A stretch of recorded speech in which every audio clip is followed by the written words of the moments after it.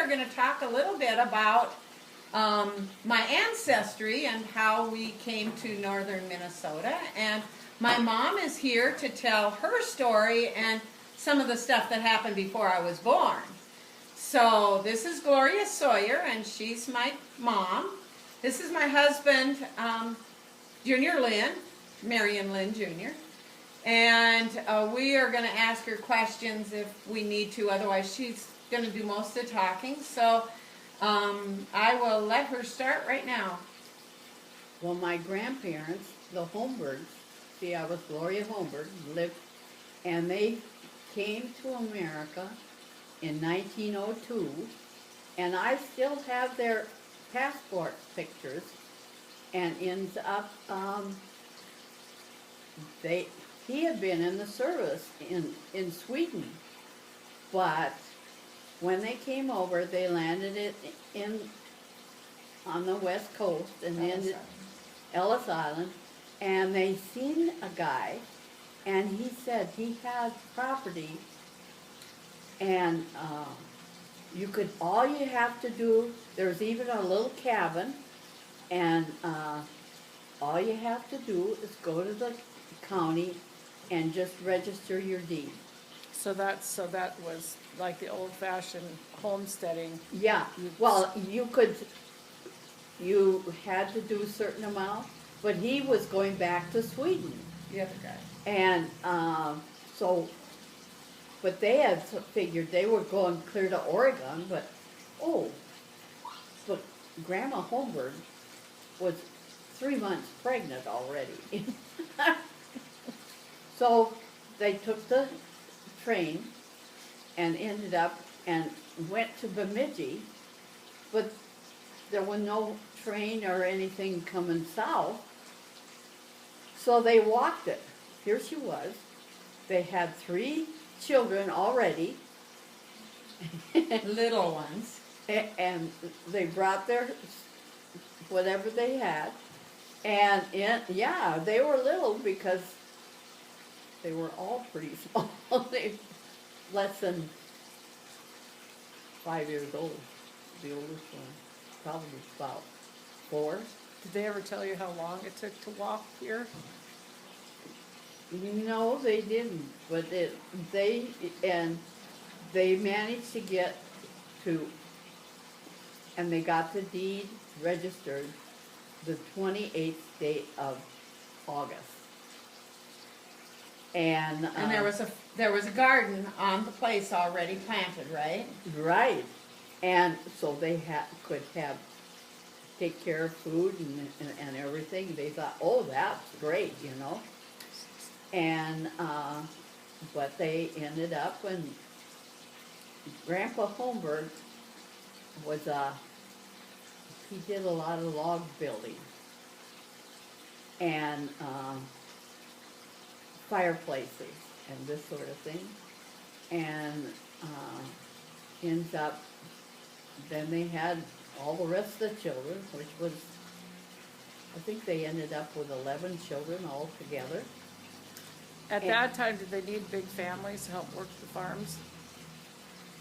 And actually what happened, Grandpa Holmberg worked a lot building cabins, log cabins or log homes, and ends up, he would go to work, and his wife did the milking of the cows, or the kids. And then when the boys got old enough, and what happened, they had the Holmberg school on the Holmberg property, and ends up, it burnt down. My dad was 6 years, not 6 years old. 16? No. Well, the oldest one was, because he was the youngest boy, and then there was the next one, and the next one, and the next one, and all the boys ended up, he was in the 6th grade, that's what my dad was, and ends up, when the school worked, the boys went to work with their dad, but the girls, they went to school into Hackensack. And, ends up, well, he taught them, in fact, Mascot Ranch has a lot of work that the Holmberg boys had done, log buildings and this sort of thing. And there's still log buildings that are standing that they did. Wow, well, that shows the Well, amount the- of craftsmanship that they had those days. Right. There's The nothing like that now. The No, that's like Hackensack that. Library is one of the buildings that they built. And Grandpa Holmberg's, her dad, his expertise or his trademark was his chimneys, and he split the rocks himself. And what he did is he had a row of split rock up the middle that didn't match the other rocks. But every rock that he split mirrored itself. So it looks almost like a totem pole, but it's not. It's just mirrored rocks because they split, and it's absolutely awesome. So if you get a chance to get to Hackensack, Minnesota, stop in at the library and see this. It's pretty amazing. Well, the library is closed at this time. Yeah. Right next to Lucette, Yeah, it's right next to Lucette. Paul Bunyan's sweetheart. Yeah, Yep. So, yeah, and, so, but, Grandpa Holmberg passed away, and then, he ended up, and they had church services in their own home. and the Bible. And I had for a long time, when I was a kid, my folks had the podium that they used, and it had a Swedish English Bible on it. And she says, "Now you be careful, don't you let that fall when you dust it." They really respected the Bible. Yeah. So when you first moved to your farm, or when your parents first moved to the farm, was it all ready to just plant crops in, or when did they start the actual farming? Yeah, they did crops and this sort of thing, and they had cattle, and but my mother never milked a cow. I'll put you there. Well, now when they milked the cows, they had to do it by hand. Oh, correct? yes. Yeah. Because I kind of was hoping we could maybe show the difference between how your generation had to work really, really hard, whereas this generation's got a little easier. Yeah, well, they got And the milking farming- machines, all they and do the is pop on the tits, and they got their milk pumping out, and so they can milk hundreds of cows. So how many cows did you guys have, did your parents have to milk? Did they sell their milk, or? Yeah. Okay. And, well, they sold cream. Oh, they sold cream. Yeah. And then all of a sudden it got so they wanted everybody to have Green separator? a large Bulk tank? bulk tank for the milk, Yeah, and, that was when I was little, right? yeah, Very little. and then, well, they switched to beef, and that's the reason. And then, yeah, so then that's when a lot of the ranchers around here did switch to beef because they couldn't afford the big bulk tanks. They just couldn't feasibly think that it would pay out. So they quit doing the cream. Now it's the great big farmers that does the cream. The little farmers do milk and. So when you milked your cows by hand, how many cows did they have to, how many cows did they have for the cream? Oh, maybe up to 12. 12? That'd be pretty big, but usually around 6. Yeah, that's a lot of cows to milk by hand. And I it was milked like- goats by hand. But then, when my dad was a boy, she and the girls all milked the cows, It wasn't Right. just, so, Well, yeah, the family, it seems like in those days, the family, had to all pitch in order to keep the farm going, and you guys didn't have lots of money to just go to the grocery store and buy stuff, so you had to No. depend on everything that you Yeah. grew on your Especially farm. during the Depression years, and it was very hard. Well, see, I was born in 1935,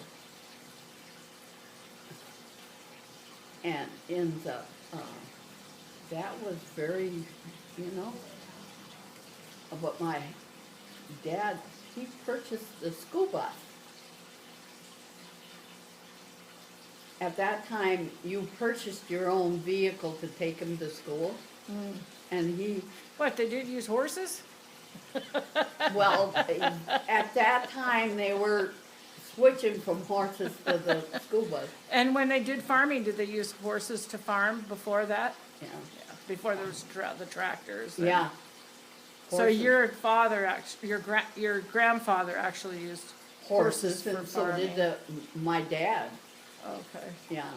And, in fact, I could remember vaguely when he got the first tractor, but, you know. Now, Junior, did you enjoy the fact that there's tractors to farm with and not have to pull behind a horse? Yes, I do enjoy draft horses. You had one, we had for a while. And maybe when I retire, I'll go back to it for playing around. But Yeah. not for working. But I'm a tractor man, yeah. Yeah.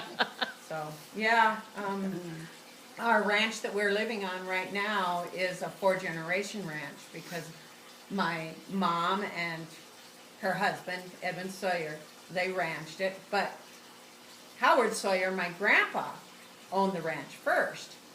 Part So, part of it. So, it got bigger and bigger and bigger as time went on because you have to grow with the times or else you. So I think you ran about 100 head of cattle back when we were Yeah. young, beef cows. And then me and Junior got up to about 200 head at one time. And then we leased the land out and ran 400 head. And now my son is running it, and he's running it organically. It's not certified right now, but it was a certified organic farm. And he's running a couple hundred head of beef cattle. So it's kind of interesting. They're looking forward to, in another, I don't know how many years, having a century farm out of it. So something to look forward to. How is the difference between having a beef cattle farm then and having it now? What's more, was there more hardships then? Well, they started out, they had little round bales and all manual, everything was manual, and stacked the bales in the barn. Now it's, It was square It's- bales when we then it was met. square bales, but when I met Sandra in '73, they were doing square bales, and her dad had me and Sandra stacking hay in the hay shed and all summer.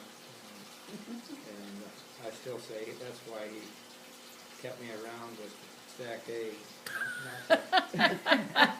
You wanna- But it worked out.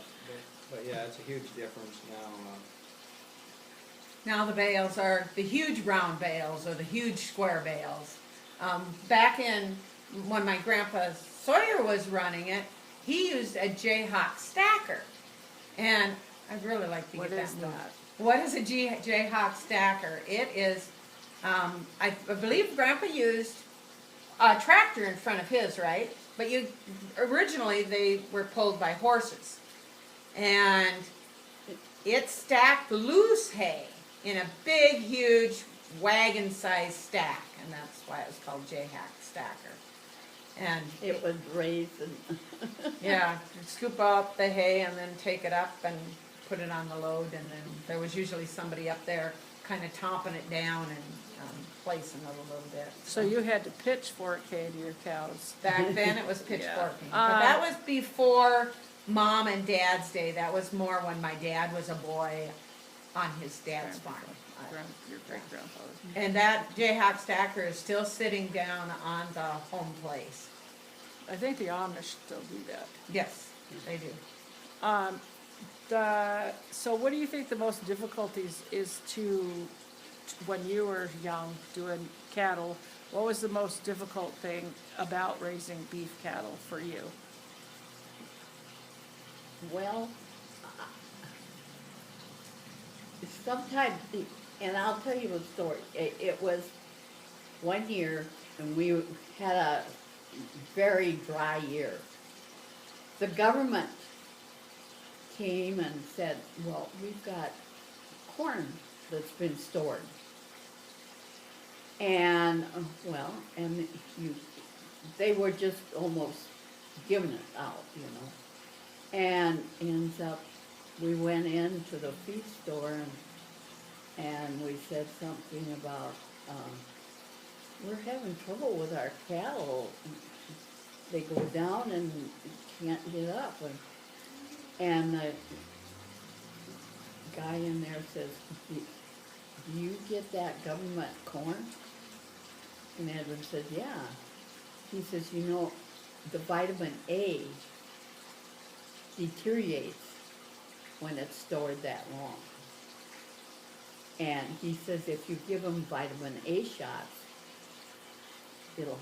and so we did. We gave them all vitamin A shots and they all got up and got going and, it really, so, yeah, we had. There was quite a few challenges. You want to tell this challenge about the car in your kitchen and the cow tied to the bumper? We were still living in the basement, and we didn't have a well on the place, and ends up we were watering our cattle in a little pond right close to west of the driveway, and we had one cow fall in and ended up with drowned. And the next one we managed to, Edwin was there and we managed to get out and we put her in the basement. But we already had our car in the basement too, in the kitchen part. Why did you have it in the basement? So it would be warmer. That didn't have a barn at the time. The car.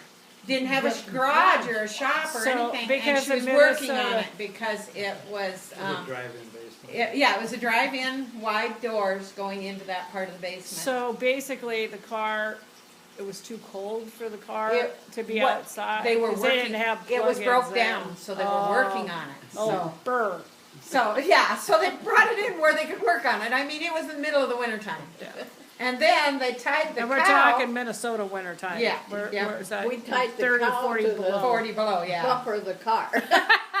And then there was beams above that held the floor, the roof up at the time, but it was the floor of what they were going to build over top.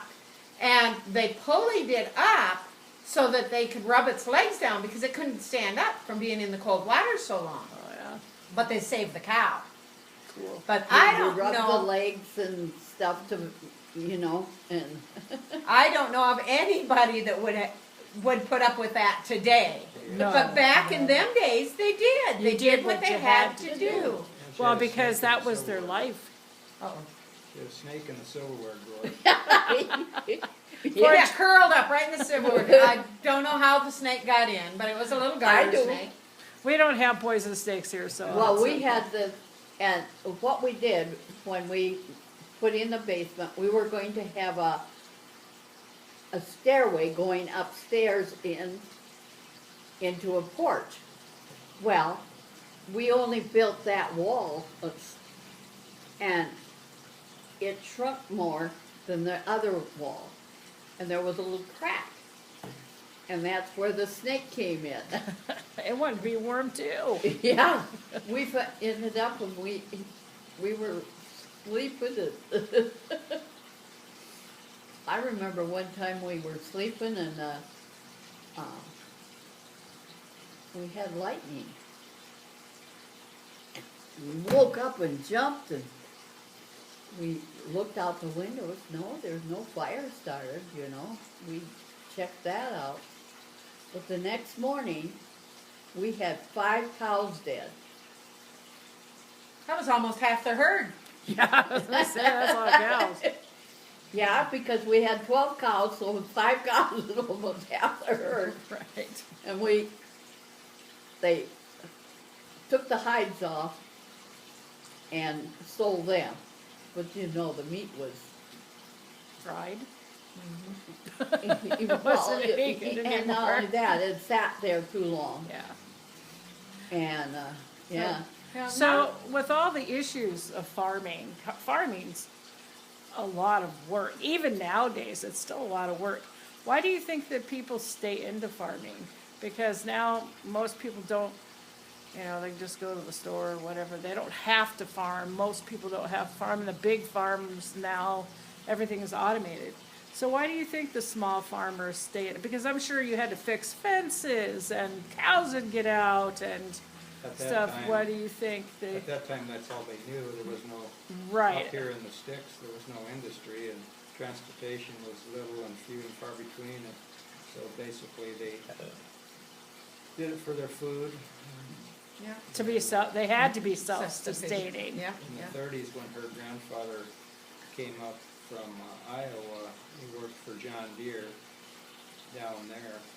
And when he got laid off, he moved north because he said he could always shoot a deer for venison and trap a beaver or whatever and feed his family and raise a garden. And so it was more of a self-sufficiency type of thing than it is today. Today, like you say, everyone can just head to Walmart, and we're all suburban people nowadays. But why do you think the farmers these days still stay in it? I mean, Well, I even think it's with in all their the blood. Well, automated, blood. These days, there's no small farmers left. There's hobby farmers, and then there's a few like us where your wife has a job in town, or your husband has a job in town. Very few generational farms left. Mostly large farms now. So price of land is a big problem. Price of equipment is a huge problem. But it's still in a lot of the people's blood. So we have a lot of people that do it, but there's a lot of competition, and it's hard to compete. It's kind of like the small hardware stores competing with Walmart. right? Yeah, I kind of think it is in the blood because farmers work, when they say literally from sun up to sundown. In the summer, you gotta cut hay. It don't matter if it's 90 degrees and you're sweating out there to death. You gotta bale that hay when the sun shines. So it's like, but they don't have to do this. They do it. Yes, It's a choice Yeah, you're to pretty do much that. describing me. That's what I enjoy doing, and so it's not really work, and that's where we're at. When you do something your whole life, you just don't want to quit. Well, it's the same thing with homesteaders these days.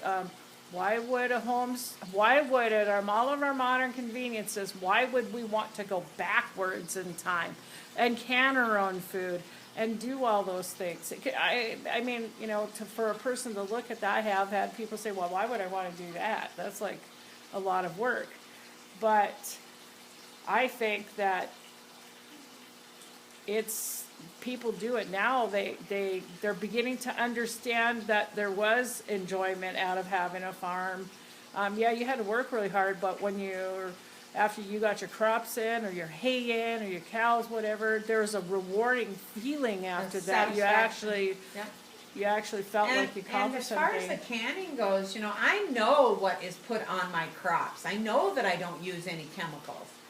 And I've never sprayed any of my apple trees with anything, so they are fresh apples.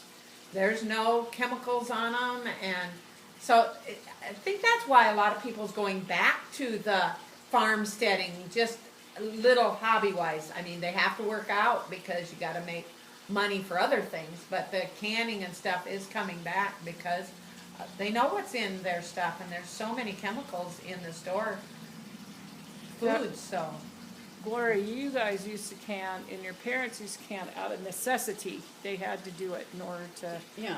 So did you pass on those techniques and those things to your daughter? And unfortunately, there's not much of that anymore. right. people wanna That's come in not and buy our stuff all the time, but Although we this can't year, sell it. we couldn't find jar lids, right? Yeah, I think more people. Yeah. I- That was yeah, the I think it's challenge. I think it's the times. People are getting a little worried about stuff, and I Yeah, think that's so why. they're preserving their food, Yeah. so, lot less apples going to waste this year, I think. And pumpkins and Well, squash. thanks to you guys picking all the time. We brought the apples. So how, did you like canning when you were a kid? Oh, yeah. And, It's yeah, it's, you're doing something, you're showing what you're doing. This thing of kids nowadays, they aren't being taught anything to clean house or. They don't have that feeling of accomplishment like we had when we were canning and everything else. And when you get together and do an assembly line with a family on snapping beans or cutting up apples or something, there's some enjoyment in that. It's like a social get-together. I think families were a lot tighter then too. Yes. Yeah. Because they depended so much on On each each other. other. Yeah. Right. Which is good, you Yeah, know? I It's just- agree. I And think they all that's- had half a dozen kids or more. Yeah. Yeah. You had to. So you had Run to the farm. can a lot in order to feed them all. Yeah, no kidding. But they used them, not used them, but you know, they all helped and worked on that farm and, Well, you at know, that, at did that, their part. at that time, they even fed the community. It Right. wasn't just their families, it was Right. the community too. And the laws have changed so much. At the time when you were canning and jarring and selling and whatever, you could do that right off your farm and there wasn't a problem. Nowadays, like, we have people come in the store and they see our juice, they see our apples and our dehydrated foods and they want to buy them, but we can't sell them.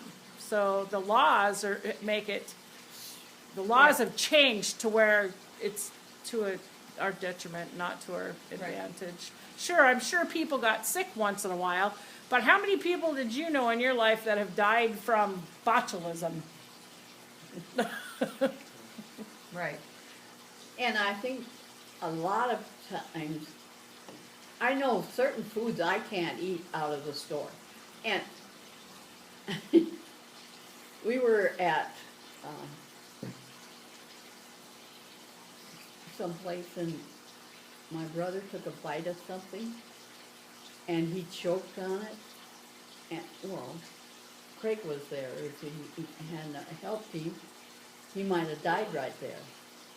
And so, and this was in, you know, and you just, what's in salad dressings and all these things that you But buy. sugar and everything. Well, yeah, but it isn't sugar. A lot of times they call it dextrose, maltodextrin, and it's actually corn sugar. And my husband, his Alzheimer's was caused by, and the reason we know it was, we thought at first it caused diarrhea. But he gave a double of blood in Hackensack. And when he gave a double of blood, at first he was fine, and all of a sudden he started squirming around in the chair. I wondered, what in the world's going on with him? They give you IV in between the two. And then he settled down and he was okay. When he was done, the nurse asked him, "Are you allergic to anything?" And Edwin says, "The only thing I'm allergic to is high fructose corn syrup." Her hands went straight in the air. She jumps off the floor and said, "Oh no." Because the IV had, So the IV had corn syrup in. And he came over and I had always picked out something that didn't have corn sugar in, corn syrup, you know, you could tell. And end up, and I was going to hand it to him. No, he says, "I feel like I'm going to fall down." So he laid down. We were in the community building in Hackensack, cement floor. He passed out for 30 minutes. wow. And that was a big downfall of his memory.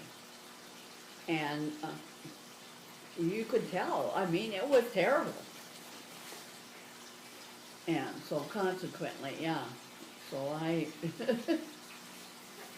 Well, I think that we kind of went over some things, and I think we're gonna have you back, because it's so interesting to me to hear some of the things in the past on how people did things to the things now, and, like when pasteurization came into play, and when they switched over from butter to margarine, and those kind of things. So, it was really a joy to have you here, and you too, Junior. Thanks for your Thanks for having me. contribution. Well, you know, they say butter is better for you than margarine. Oh, And then Absolutely. at one time they said, oh, you gotta eat margarine, it's better for you than butter, but Right. it isn't. no. No, it isn't. They finally, the research is out. They've been using it Yeah. long enough that they found out, wait a minute, that wasn't healthier. Right. And we can go over that another time when you come. Right. So, Yeah. thank you for joining us and putting together this video. Yeah. Okay. So if you like the video, subscribe and like and share it with other people. And thanks for visiting us. Bye. Bye.